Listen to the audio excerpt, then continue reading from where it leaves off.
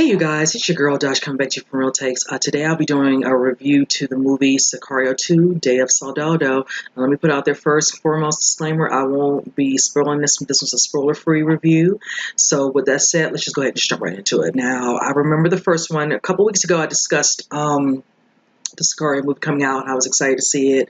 And just bringing up the discussion of how it's already been stated that they're going to be creating a Sicario 3, possibly. Now, the first one, like I stated, I enjoyed it immensely. Of course, it was starring Benicio del Toro, Josh Brolin. We had Emily Blunt, and also someone at the time, to me, a newcomer, Daniel Kaluuya in the movie as well. That was a very well-acted, done movie.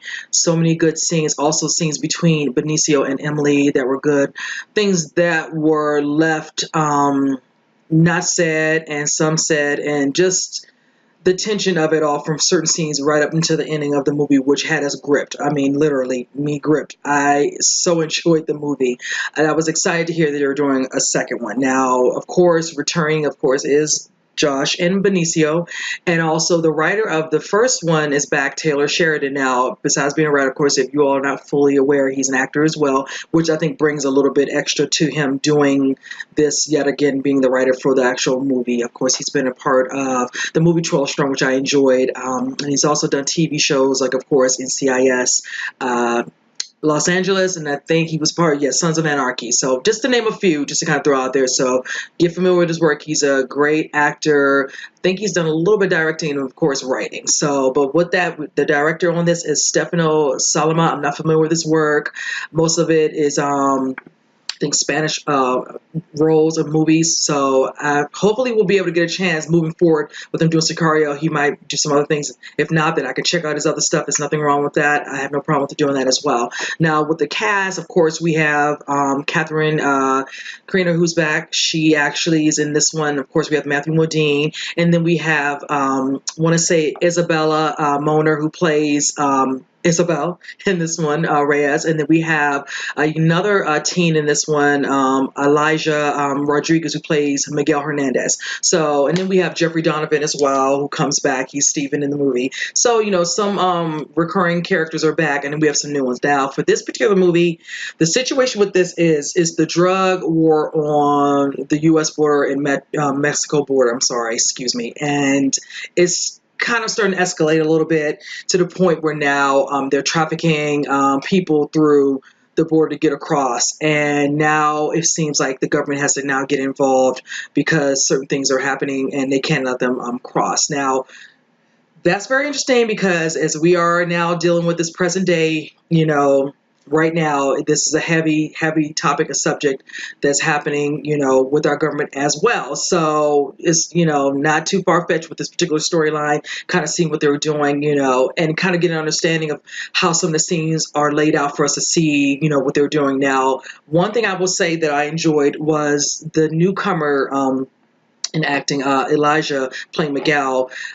I enjoyed his scenes a lot because, you know, he gives off, you know, the impression, of course, to his mom. He has two younger siblings. You know, his mom thinks, you know, he's doing really good at school, of course, academia, whatever, and he puts on the best facade. But when he's not around his younger, you know, siblings and his mom, he goes and meets with a friend who sets him up to be basically a go-between with the people they're trying to traffic across to get across the border so they can make some extra money. Now, I enjoyed his overall demeanor and character throughout the movie was very calm throughout the movie. There are some other scenes, I'm not going to go too much into those, and I like where they were taking him, even though there are parts in the movie where you can see he was very conflicted, certain things he didn't want to do, whichever, you know, he basically had a pinpoint of what he wanted to do to feel like he was doing his part, helping out, whatever, and all, and then making the money because he's trying to help his family. Now, of course, when you see the parts with Alejandro, which is played by Benicio, and of course Matt Graver, which is played by Josh, they are given, more so Josh's character is given orders by Catherine's character, who has to meet with the Secretary of Defense, which is Matthew Modine's character. His character in the movie is titled, the name they give him, if I'm not mistaken, was James Riley, but they kept showcasing him throughout the news coverage of him in his actual government role as Secretary of Defense. He is sequestered to take care of the situation happening across the Mexican border, whichever, in regards to the situation. And with that, cause an issue within rival, cartels to make them think, one's turn on the other. So they'll have all this situation with disarray, whichever. And of course, they set it up where they take hostage. Now, if you remember the trailer, you see it in the trailer. The girl who is actually kidnapped, which is the daughter of one of the guys that Alejandro actually kills. And there's a very powerful scene in the trailer with Benicio coming up to him and just telling him adios, and he just goes straight clipping. And I love that scene because when I first did the trailer reaction to it, I was really taken aback because that was very aggressive, and that's just how it is, probably. So, but from there, the situation kind of escalates, and for some reason, if you recall the scene where him saying, they're like, we're gonna have to get a little dirty, and he's like, that's Matthew Modine's character basically tells him that's why I brought you on, for you to get dirty, whatever, and all, and handle the business at hand, and everything kind of goes as planned. But then certain things happen where, can't spoil that part, but let's just say that they take a turn and then things, happen. And if you recall in the trailer, they're like, they want to tie up loose ends because now they're being asked to step down. The president wants to go a different way. And they're like, okay, of course, words are said through Josh's character, like, tell that punk coward, no, he needs to do this, we're out here doing this now. All of a sudden, you want to change your mind, whichever. And he's considered him acting like he's growing a conscience because at first he wants to clean house certain ways with the situation. But now they have this girl who basically was there to witness quite a bit of what they are told to do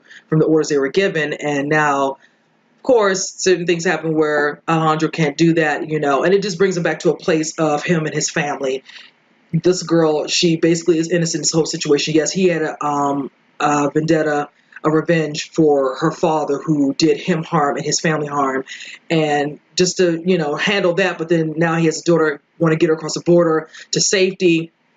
They don't want to do that. So that's when things kind of take a turn. And then also things happen in between certain scenes. Like I said, can't really go into detail, but the action in the movie was really good. The scenes with Jeffrey Donovan's character were really good. Small, he didn't play so much of a role. It was mostly, this movie is really around Isabella, Miguel, Alejandro, and Matt. They're the key four people that you really do see throughout this movie, while you're within those 2 hours and just taking it all in what's happening, because it's happening at a fast pace as well.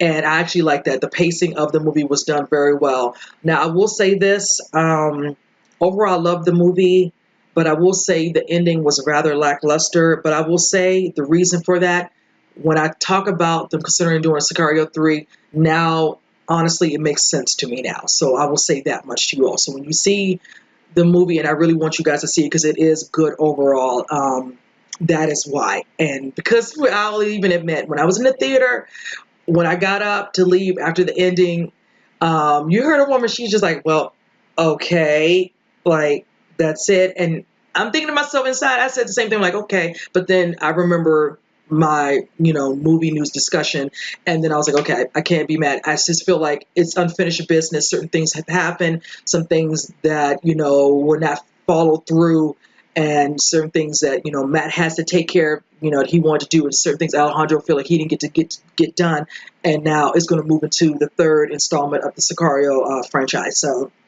I can't be mad at that. But I will say, like I said, overall storyline was good, action was really good.